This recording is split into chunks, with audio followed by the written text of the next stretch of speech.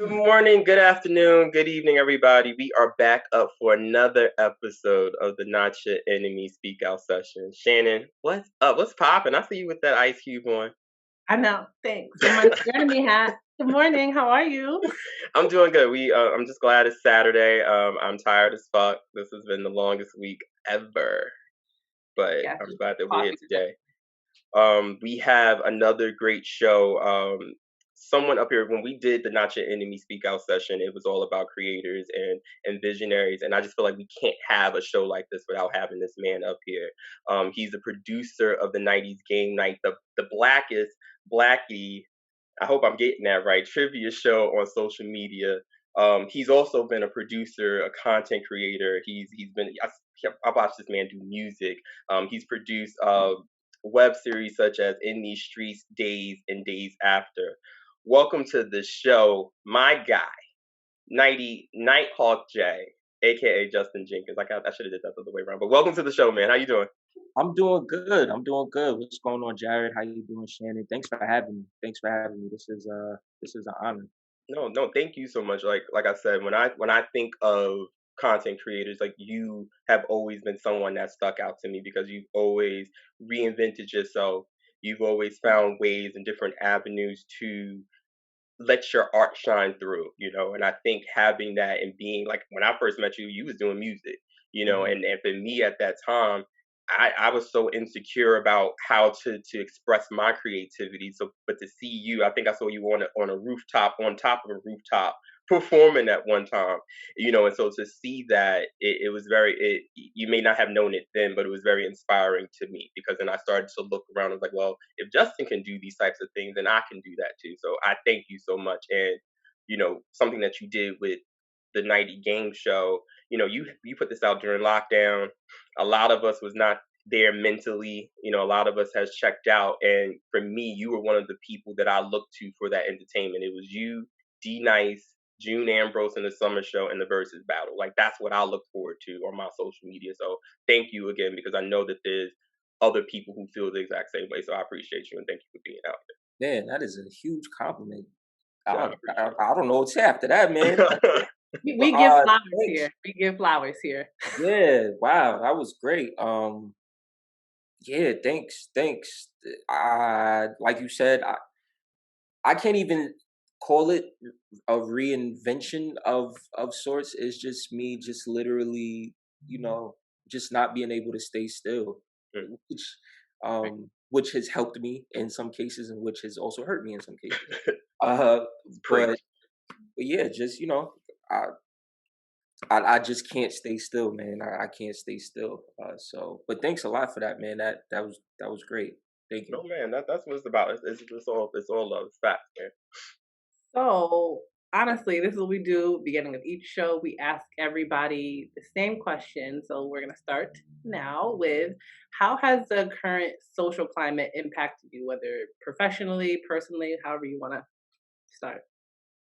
Um, I've uh, I've noticed maybe over the past 2 or 3 years that I've started to become desensitized as a black man with some of the stuff that's been going on. In 2020, the whole pandemic, but specifically in I think the unfortunate incident with George Floyd was in June. That really affected me in a very uh, in a very visceral way. Um, and what it made me realize is that actually I hadn't been desensitized to stuff that's been happening to people who look like us, but I've just been suppressing it. And then with the George Floyd situation, it was kind of an explosion. Mm. I was disabled. Like I do the game show at that time. I think I was doing it maybe 2 or 3 times a week. I couldn't do that. I couldn't do that. I just was in a space where I was disabled. I was disabled. So yeah, it was this year and just everything that's been going on is definitely taking a toll on me. It's taking a toll on my mental, on my emotional space. Um, but on the other part of it, um, I realized that maybe this one small piece of like my game show, it is all black trivia. You're gonna laugh, you're gonna learn stuff. It's gonna be it's just a small moment to escape everything that's going on, but still praising black people. Like it's not anything salacious. It's really about Black history, Black pop culture, and praising. You know what I'm saying? The the people in our community who have put on for us and who look like us and who have done, are doing, and will continue to do amazing things. So um, yeah, with the social climate, that really, I feel like that serves a purpose, because it's let's get out of seeing these clips and these protests, and even if it's for this 10 minutes, if I can help alleviate some of the stress and whatever the case may be, is then that is a role that I'm super glad and proud and honored to be able to play. And that's fact, because as another black man and black person, that it was just, I felt the same way. I thought that I had desensitized myself too, and I just got so naive to think certain things and feel a certain kind of way, even though it's been right in my face, even though I've been told, but then you think that, well, we've made it this far, then how and why is this still happening? And, I say this time and time again, the fact that they kept playing certain clips over and over again, that was still a warning shot. That was still, Right. you're not safe out here, Right. and that's why things like this and what we're doing is so important. What you've been doing is so important, because people need that break, Yeah. and we, especially as black people, our mental health is not all there, Right. and they like to work us to the bone and drain every little bit out of us. But we really got to start taking care of ourselves more. So once again, thank you so much for what you've been doing, because that has helped me out. I'm um, I'm glad. I'm glad. when And it it's comes, and Jared, not to cut you off, I think it's important too for us to feel things. yeah, Like about that whole conversation about us being desensitized, like, no, we need to feel things, because it could have very, and I'm sure this has happened with other people. It's very common that you do desensitize it, and then when it actually bottles up, you explode in a very non-productive, constructive way that can be hmm detrimental to you, other people. So I think it is important to actually feel things. Like, don't run away from it. Like, live in that space, feel the things, find a way to express yourself, and then heal from that. And then right. let's keep moving. Yeah, Right. But the issue is as especially as men, we're not told to feel things. We're not told, but we're not taught. I was a very emotional kid growing up. I would cry like every day in first grade, but I was always told to stop crying. But mhm, now looking back at that, maybe I was an empath, or maybe I am an empath, and I was feeling these things at that point, and I was just told to shut up. So as you grow up, now I don't even know how to feel certain things. I don't even know how to have a conversation. Me and Shannon was just talking about, well, Jared, if you don't want to do something, don't do it. And I don't know how to feel what I'm feeling. And the reason why the George Floyd situation, I think, was so important, because this was the first time that we as black men and women and all just felt and felt mhm, it and allowed ourselves to feel it. I have been angry for a very long time in my life, but when I finally was this point of anger, and also I think it was great that I was an adult, because I know how to channel that anger. Right. So you're so right that we do need to feel these things, because we're just doing ourselves a disservice as black people and as adults to Yeah. mhm, not feel it. Yeah. Uh, And as a black woman, being around black men, being engaged to a black man, it was because I feel like it hit different. Not saying that it wasn't equivalent in pain of seeing that, but I feel like it hit black men different to see that. And then me as a black woman, we are nurturers. I mean, women in general are nurturers, but I'm just saying to see our black men in that state, how to support you and also say it's okay, like I can cover you for for this time, and we can just cover each other, because it kind of broke twofold. It's like I'm sad, I'm angry, but I'm looking at black men just being triggered left and right. And so it was very hard to see. But also, like any black man in my life, I just, allowed the space for y'all to like be vulnerable, for y'all to be able to express yourself, whatever, my partner to be able to express himself however he wanted to, and have that be the safe space for him. So, it, it hurts all around. It hurts all around. Shannon, we appreciate you for holding space. God bless Black women. Right. But you hit on something that we have been loving, and it's been killing Instagram and social media, the Nighty game show. What sparked that? Was that something that you were always going to do, or was it just came out of being locked down and COVID, or where you had already had that in the works? I literally had no intentions of doing that. COVID actually stopped everything that I had planned on doing. I had a show in pre-production. I already had Indie Streets going. We were about to come back out, start shooting some new episodes for that. Like, I had a whole litany of things that I planned on doing. COVID literally just stopped everything. But I was actually on a Zoom birthday party, and it was like virtual game night. And we were playing like drinking games and stuff like that. And I was like, a light bulb went off. I was like, so then I thought about it for a little bit. It started out with a drinking game. There would be a middle section where there would be Black trivia, and then there would be another game at the end of the show. And I was like, all right, well, let me just test this out. I'm not really sure. I'm like, okay, I have a camera, I have lights, I have a green and a blue screen. I'm like, all right, let me just test this out, see how it will go. So I called my cousin. I said, hey, what are you doing? She was like, nothing. I was like, hey, I want to try something out. I'm going to call you on Zoom. All right, just go with it.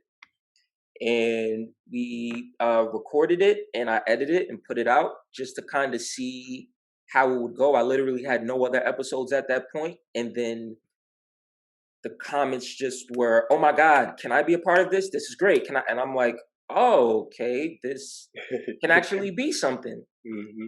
And then, here we are 50 some odd episodes later. Now talk about the because I know you just had your first winner, because I'm like, when I was watching, I've been watching, like, no one ever wins this show. And me and Shannon were like, we'll probably be out in the first episode. Like, I mean, the first question. Talk about the layout of the show and how you pick your guests, and I know there's different categories that you play in. So talk about that a little bit so people can get familiar. So the run of the show is what it actually was. It was a card game called Kings, and we would draw cards, and it comes like with different rules. It's a game that it was horrible. All right, it was horrible. I almost failed out of college because of it. Okay, it was disgusting. I was always too high or too drunk playing Kings. I was always like, what the rules are? Right. I was about to say, I'm like, Jared, I'm pretty sure I played this and I never understood what the fuck was going on, because we would always start this game at the end of the night. Yeah. We'd already been out partying. We're drunk, high as a kite, and it's already like, okay, so now we're gonna play Kings, and it's all these fucking rules, and I'm like, what? Right.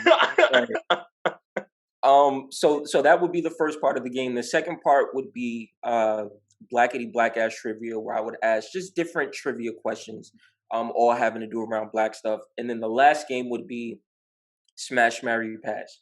And so I continued that for maybe about 15, 20 episodes. But the one thing I would notice is that people would always be like, hey, this is really fun.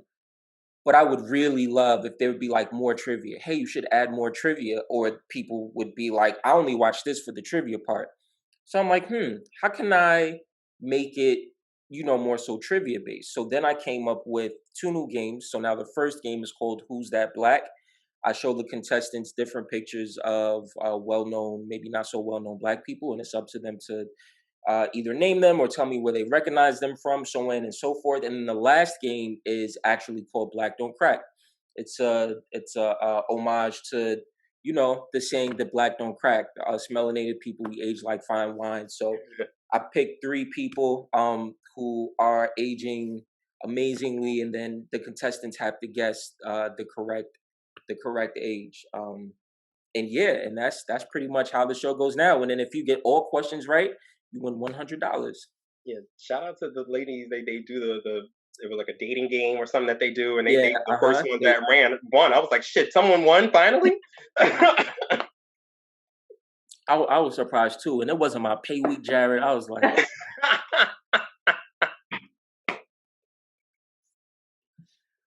oh, but no, but shout out to them. Shout out to, it's a really good time.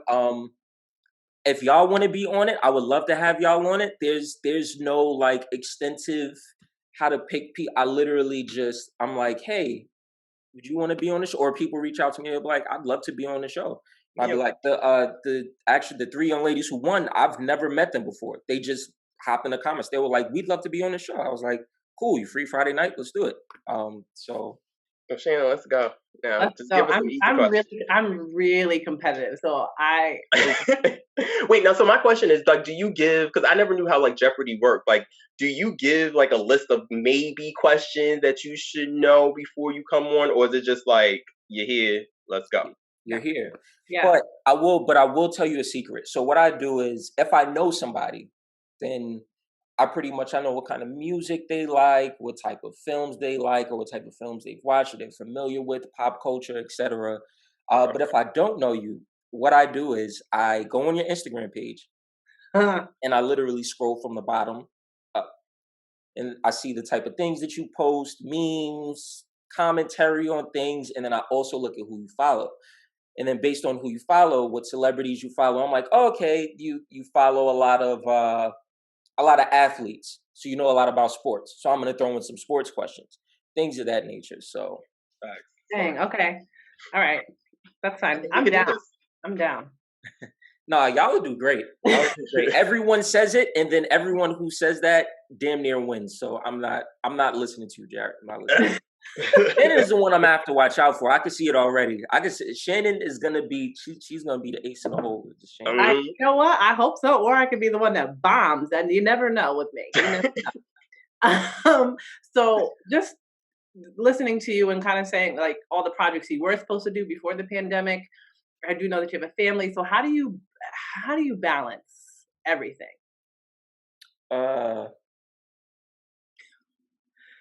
Lots of tequila.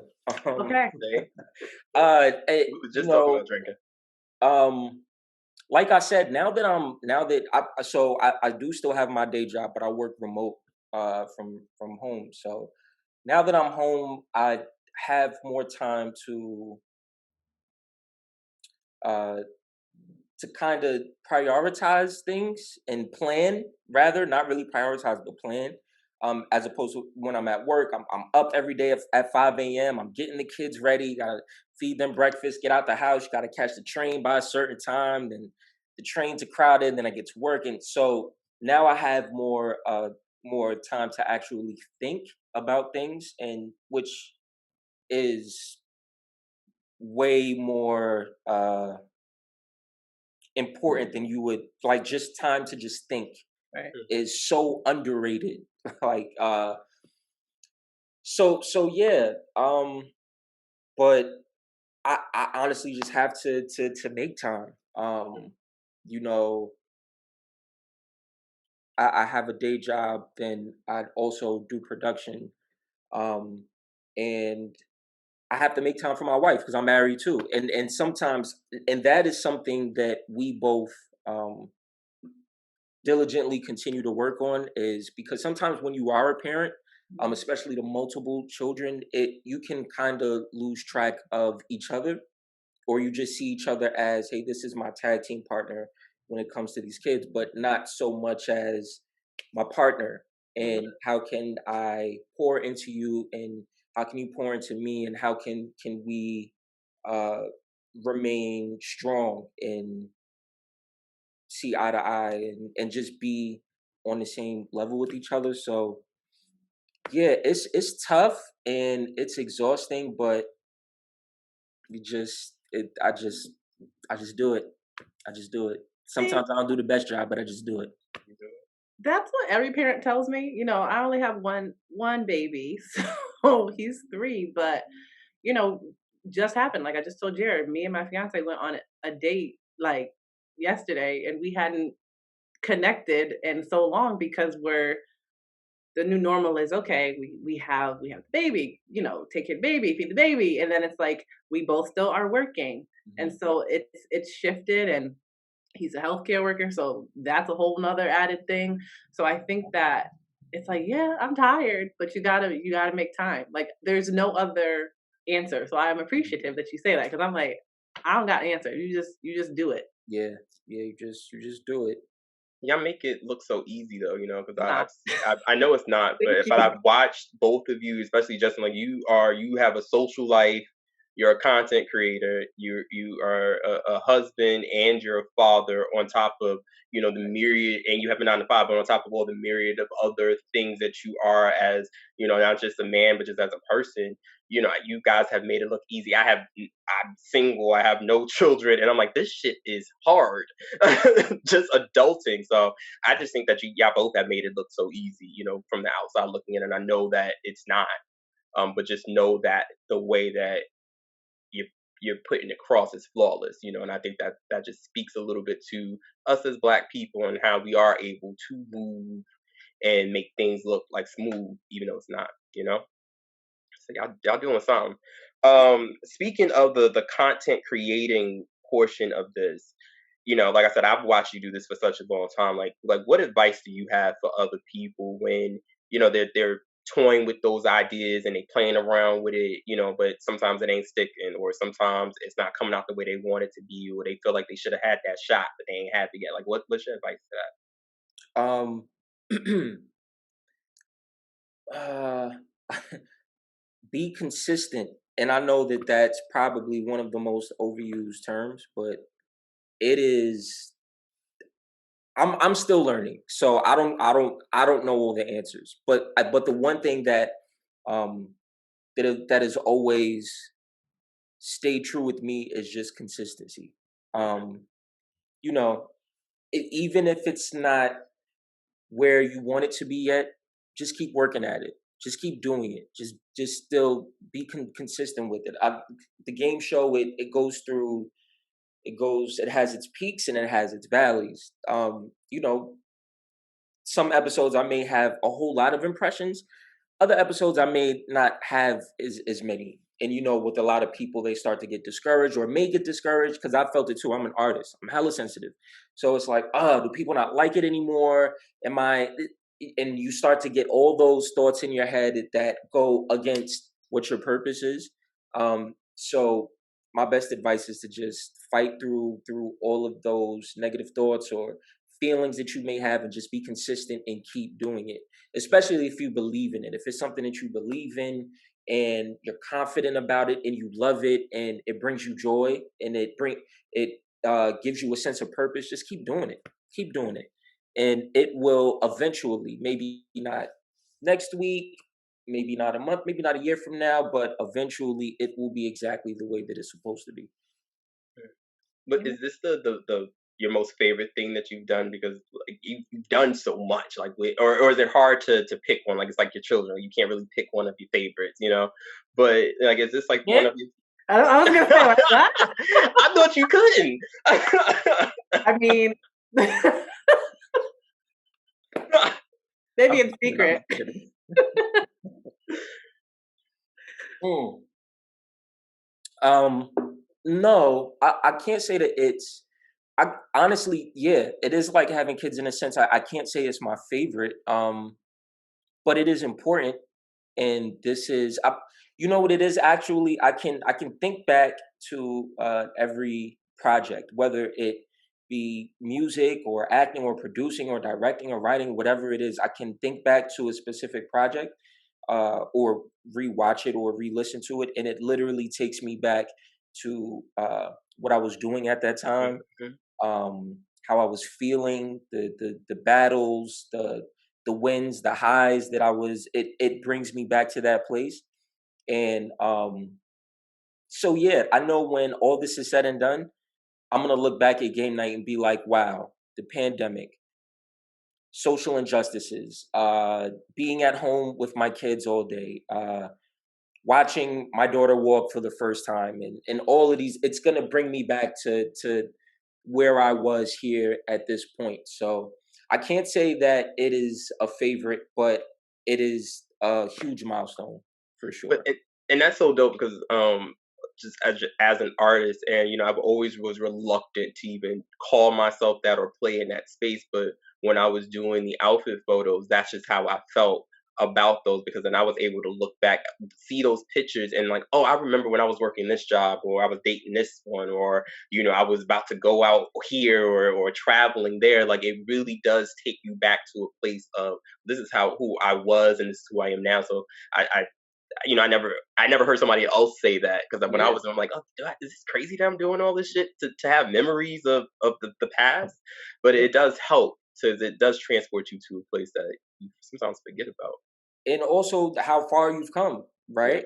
Like you think about them, they're like, wow, I was doing that thing now, and now look what I'm doing now. Like the journey, yeah. because sometimes, at least with me, I suffer from tunnel vision hard. Like I Mhm. see the end goal, and I'm just going full force there. So yeah, sometimes even the introduction, and you saying days and days after, I was like, oh, I did do that, huh? I was like, oh yeah, that, and that was a completely different, I was in a different place in my life then. So just seeing the progress of, not even professionally, of course professionally, but personally and emotionally, and like, wow, I came a long way from that place. So Right. yeah, they all serve as like bookmarks in different chapters of us, and where we were and where we are now as creatives.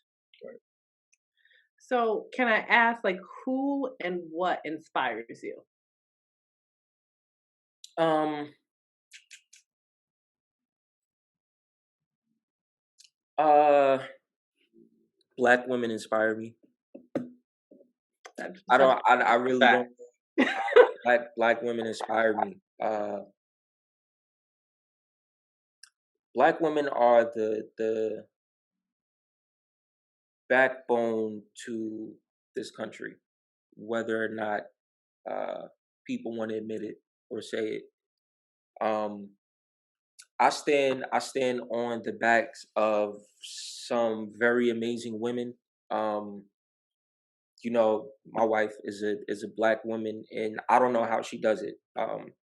If you think that I do a lot, you should see what my wife's schedule looks like, and she does it so effortless, effortlessly, and gracefully, and the same with my mother and my friends, and just, yeah, I don't know how else to say it. I'm just inspired by Black women. I love Black women so much. Black women, like, you all contain a level of magic uh that is, yeah, it's amazing. So I look at my daughter, she's not even 2 yet, but I can just watch her and I'm like, wow, you're amazing. And it's in your DNA. It's in you were born with it. It's just, yeah, not to take anything away from my son Chase. I love you too, baby. But yeah, and I think it's just, you know, um, like, I always had my dad and he was always around, but just, I would just always remember coming up, and my mother, my grandmother, and my great aunt for many, many, many years. They all lived together, and just watching them hold it down and have jobs. And my mother was a huge creative, and just providing so effortless. I can't get that word right today, but just providing, and as an adult now, I struggle, as we all do, and but now having hindsight and looking back to it, like, wow, I didn't see it at all. Like, I thought everything was great. So being able to mask that and just be these queens, these pillars of grace and nobility and respect. Love Black women. I mean, man, that was so beautifully said. And I think that as a Black woman, I appreciate that because we don't always get our flowers. So when we do hear it, it's just like, well, damn, thank you. Yeah, I absolutely. that means a lot. That means a lot. Y'all deserve that and more and some. That's just freaking facts. Since I grew up with a single mother, aunt, great grandmother, grandmother, and I, you do have those moments, especially after everything that had went down. You forgot that your parents were children at one point and they were young adults at one point, and just imagine what it was like for my mother to be raising a young Black man or boy at that point in Brooklyn, New York, in the early '90s, and that was all lost on me growing up because you just, like you said, you thought everything was fine. You just young boy living your life, Hmm. not even thinking about the amount of stress that she was under. Hmm. I was so sad when everything had went down because at the end of the day, my mother had never had the chance that a white woman would have ever had, especially raising a child. So when I think about how much Black women go through and how much Black women are judged and victimized and taken advantage of, it's really sad. So for you to say that, it's big because we don't say that enough. We don't stand up for them enough. So thank you, for recognizing. Shannon, we love you. Yeah, man, don't make me cry on this thing. But thank Love y'all. you. Thank y'all.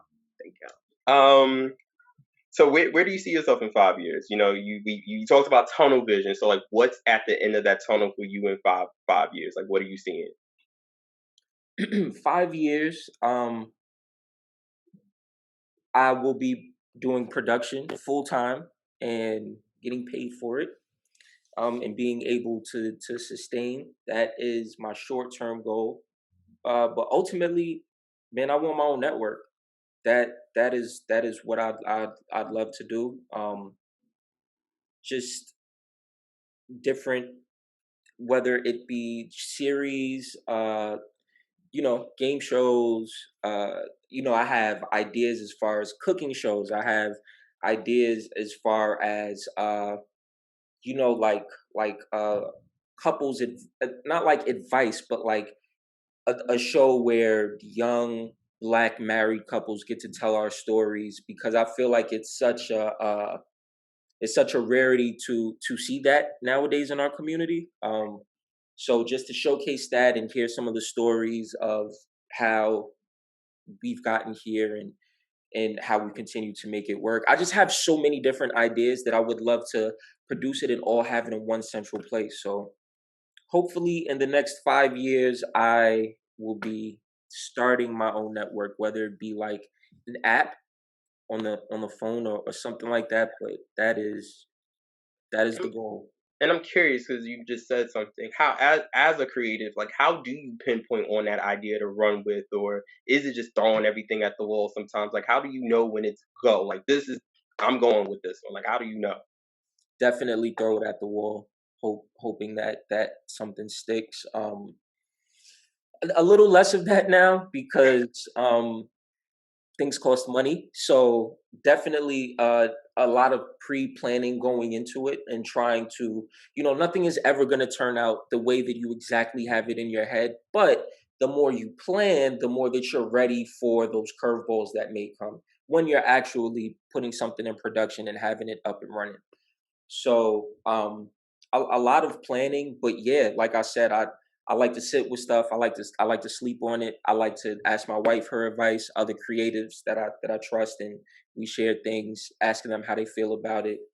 And then just going balls to the wall and just and doing it, and seeing how it goes.